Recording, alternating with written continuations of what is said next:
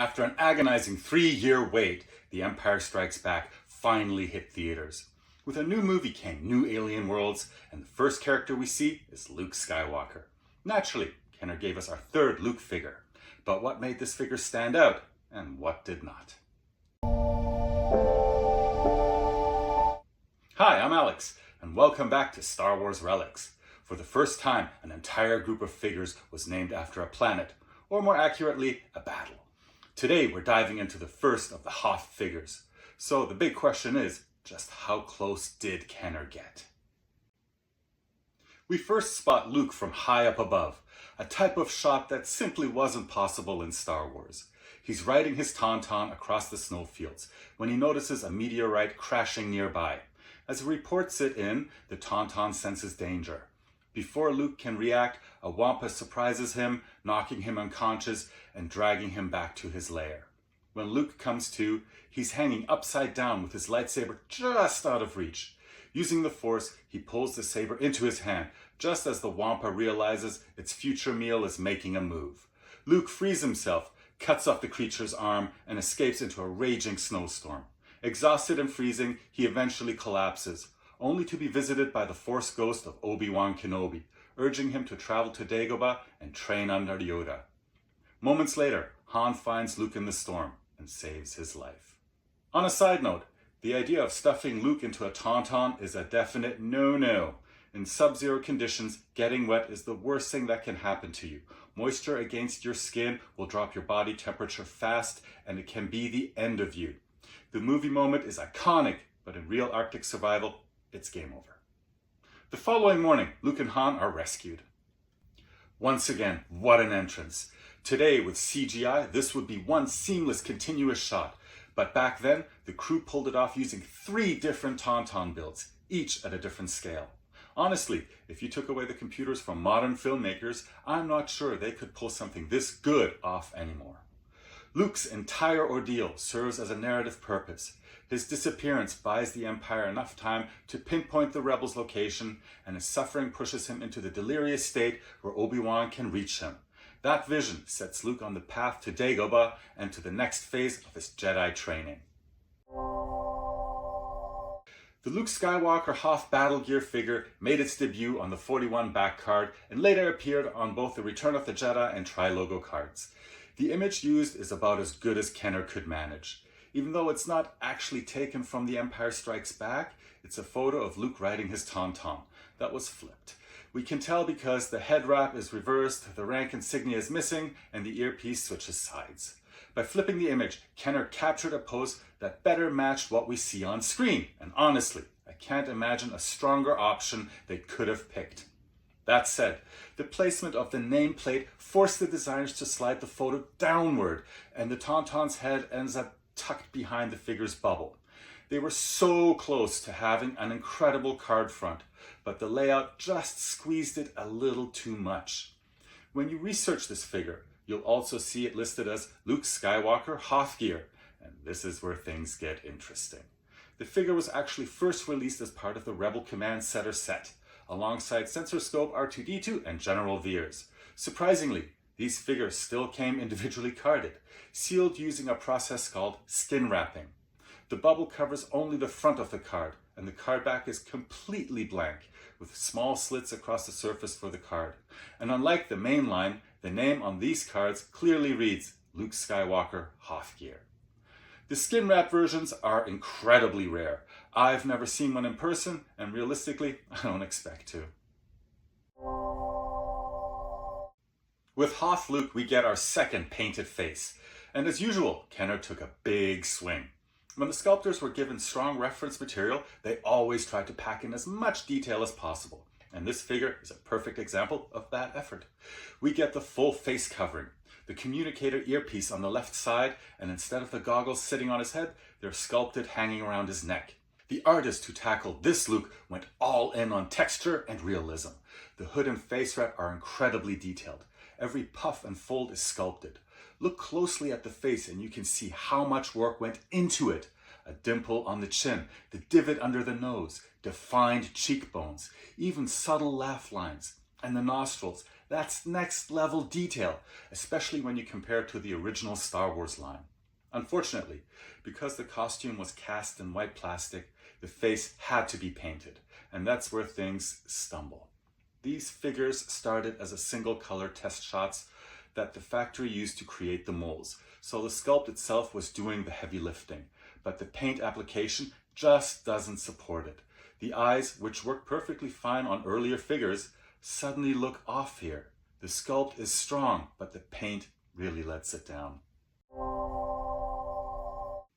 The artist clearly knew exactly who they were sculpting, and they were determined to make this one of the standout figures, period. The amount of detail they captured is incredible. The communicator on his left wrist is fully sculpted, not painted, but absolutely there. His rank insignia is present, sculpted clearly in all black. The belt is remarkably accurate, right down to the holster and the correct number of pouches. Even the binoculars made it in, though Kenner gave them 2 eyepieces instead of the single view scope which we see on screen. And the neck guard is included as well, even if it really should have been brown rather than white. What continues to impress me is the texture work across the entire costume. The bunching, the folds, everything lines up perfectly from the torso down through both legs. The boots are a highlight on their own. You can see every strap and every ridge. The sculptor absolutely outdid themselves.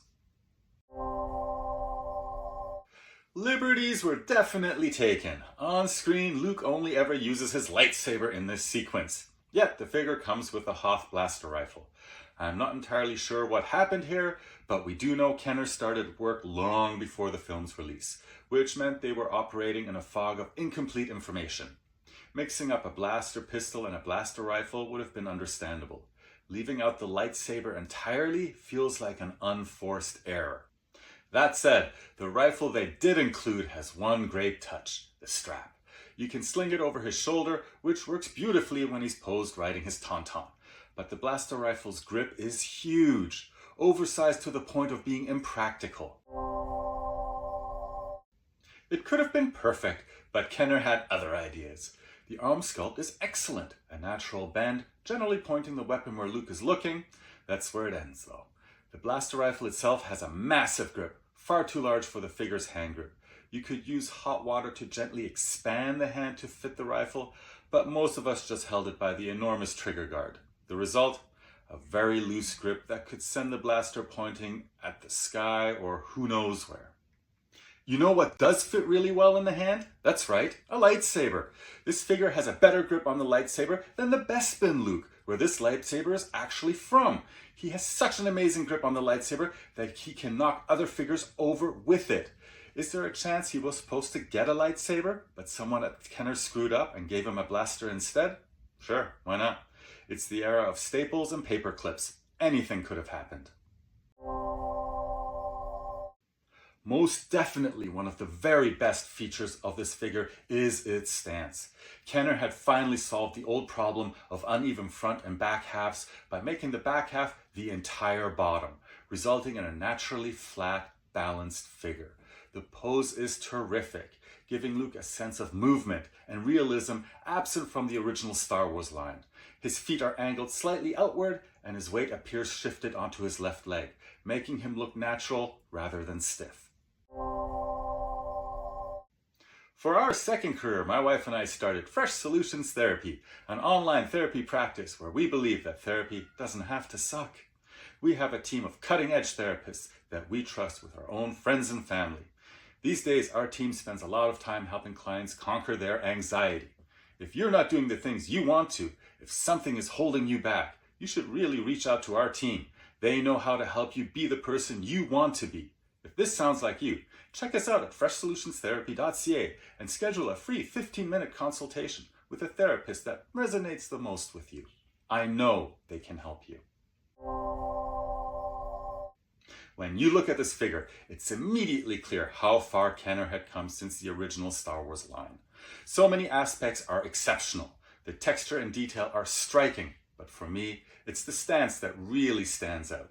This figure combines the accuracy of the X-Wing pilot with the natural aliveness of Hammerhead into a single cohesive sculpt. His feet point in different directions. His weight shifts onto his left leg, and his torso twists slightly to the right. All these subtle touches come together to make a figure that looks incredibly natural from any angle. In my opinion, this is easily the most displayable, lifelike Hoth figure. Where the figure falters is the painted face. It just doesn't come quite together. I can't help but feel that if it had been molded in skin tone instead of white, this could have been one of the very best Empire Strikes Back figures. And of course, the missing lightsaber is a glaring omission. The hand was clearly sculpted for it, so why not include both the rifle and the lightsaber? That would have truly made this figure outstanding. In my universe, sometimes he was Luke, but usually he was just another rebel trooper. I think this was mostly due to the face. He didn't remind me of Luke, and it was just not very good. When we got to Canada, I experienced what a lot of snow really was. We had this flower bed that was my designated play area. My dad gave me a piece of carpet so I could play Star Wars toys in the snow. I would set up my turret and then dig my trenches. What hurt the figure is that he couldn't hold his blaster properly. It never occurred to me to bend it so that he could hold it. I would occasionally give him a Bespin blaster. It just worked better for his hand.